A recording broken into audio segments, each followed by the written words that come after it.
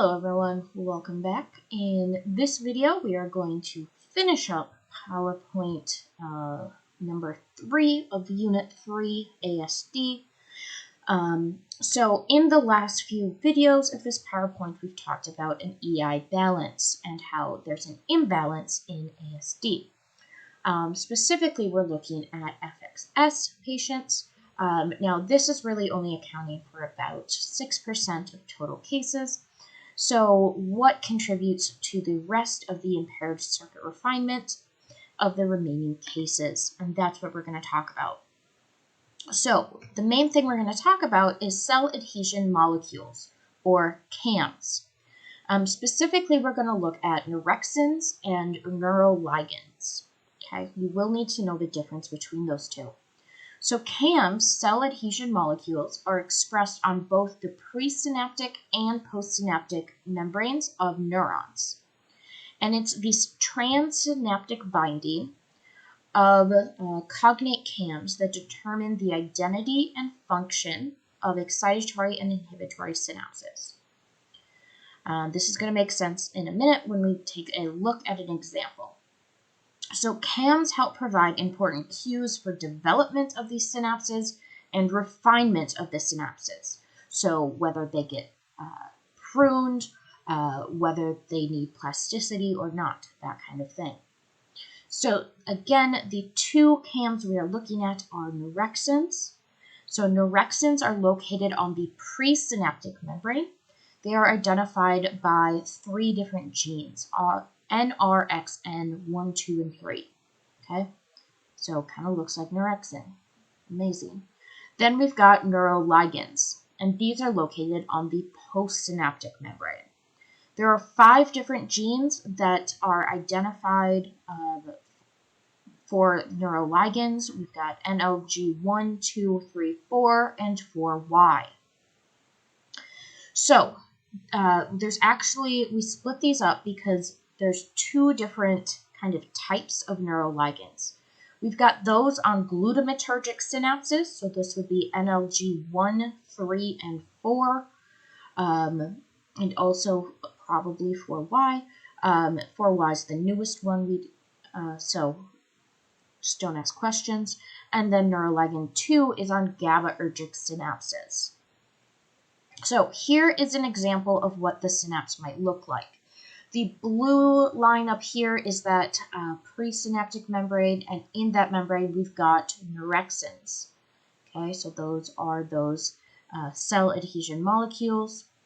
And then on the bottom here in the pink line, that's our postsynaptic membrane. So here, then in green right here, we've got our neuroligand, either neuroligand 1, 3, or 4.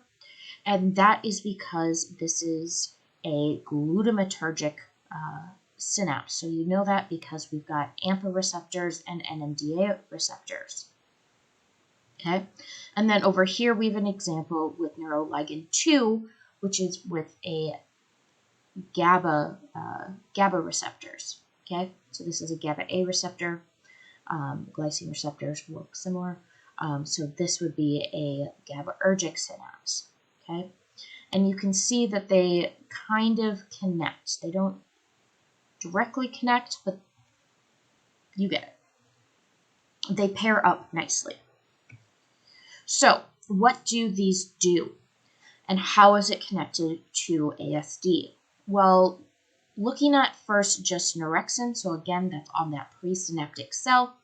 Neurexin N1 gene deletions has been found in families that have autism. So just because you have this deletion doesn't mean that you have autism, but in families of where there's multiple family members with autism, then they do find this deletion of this gene. We also see a neurexin N1 gene de novo deletion in 2 affected siblings in 1 ASD family. So this was more of a case study, this instance.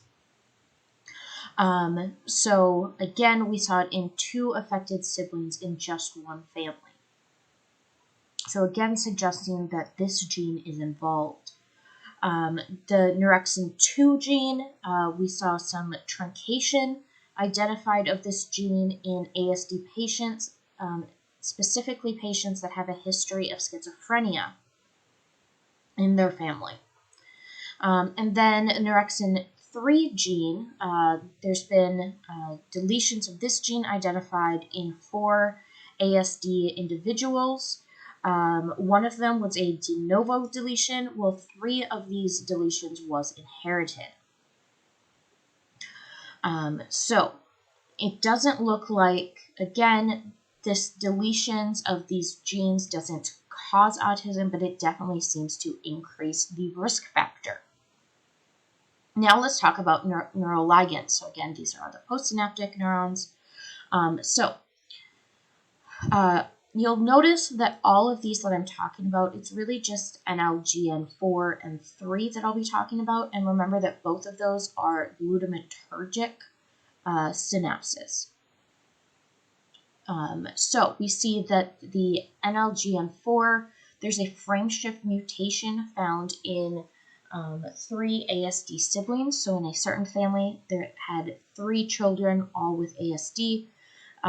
Then at least 3 of the siblings of that family had a frameshift mutation at this gene. There was also a frameshift mutation at the same gene in a large French family that had multiple ASD, PDD, and mental retardation diagnoses. So again, remember that mental retardation was an old diagnosis that nowadays we accept that that would have been a diagnosis of ASD. And so again, this is just suggesting that there's a long history associated with this frameshift mutation in this family.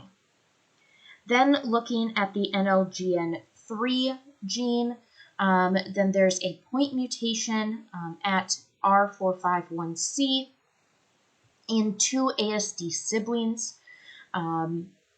So again, we're seeing some sort of mutation of a neuroligand gene in ASD patients. So there's a minor association of common variants of NLGN1, 3, and 4 with ASD. Again, these are all glutamatergic synapses, so maybe that's something.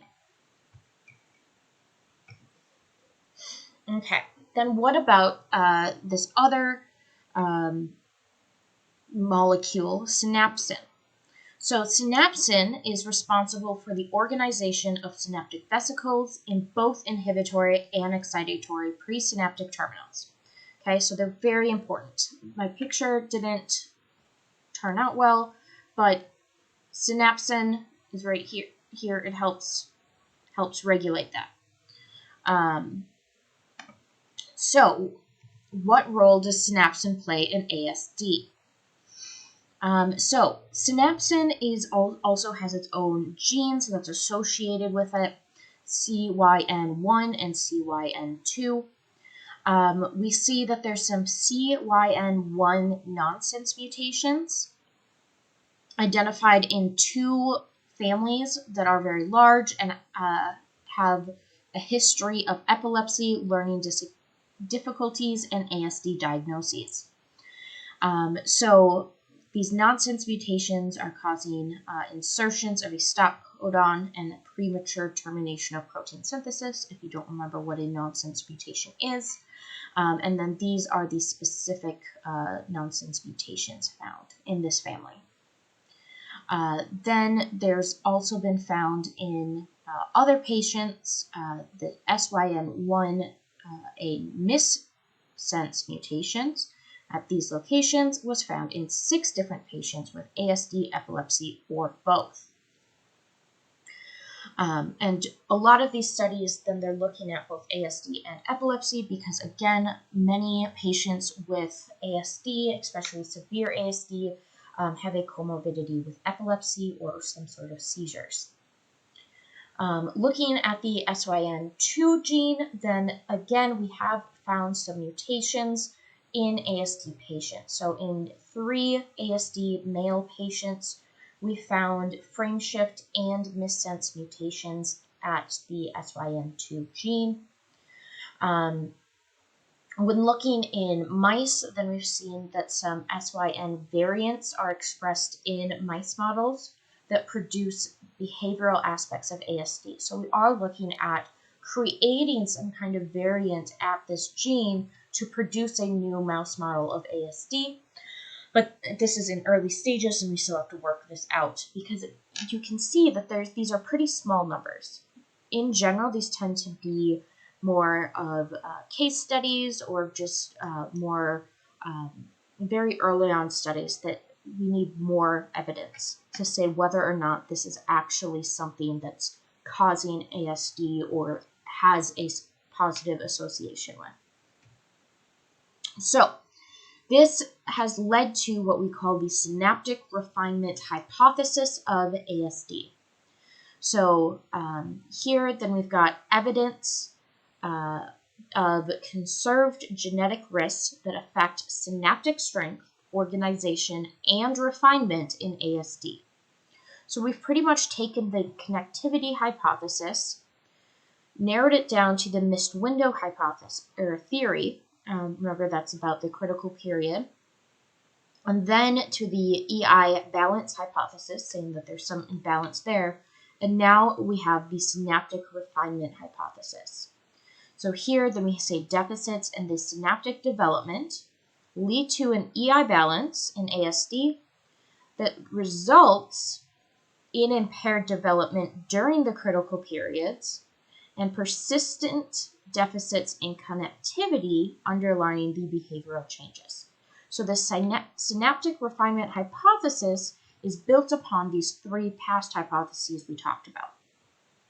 And this is kind of the accepted hypothesis nowadays in ASD research. Now, there is one other kind of minor thing that there's research on, and that is inflammation in ASD. So remember, we talked about inflammation in depression. So we see evidence of a persistent inflammation in ASD.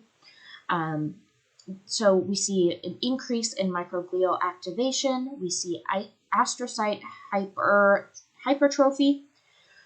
And this is associated with the degenerating neurons, specifically the cerebellar Purkinje cells.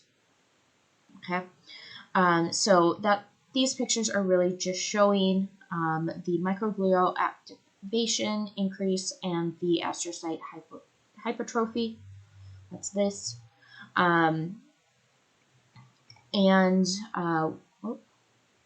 Just make it look pretty for you. There we go. In general, then we see that the microglia help regulate the synapse development through activity-dependent presynaptic pruning, but we don't necessarily see this in ASD patients as it should happen. So what this image is showing, it's actually a nice little video. It shows a volumetric reconstruction of microglia. So that's the green. The green is the microglia, and it's engulfing synaptic material.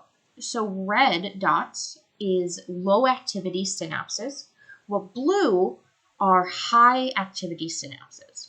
So during the critical period in development, then what should happen is that we should see pruning of these red synapses. These are the low activity synapses. And we should see minimal to no pruning of the blue synapses, the high activity synapses. However, in ASD patients, then we don't always see that. So we see an increase of microglia activation. However, we don't necessarily see the pruning that's supposed to occur. So that's all I've got for this. The last thing we're going to talk about for ASD would be animal models and tests of ASD. So that will be the next video and PowerPoint slides.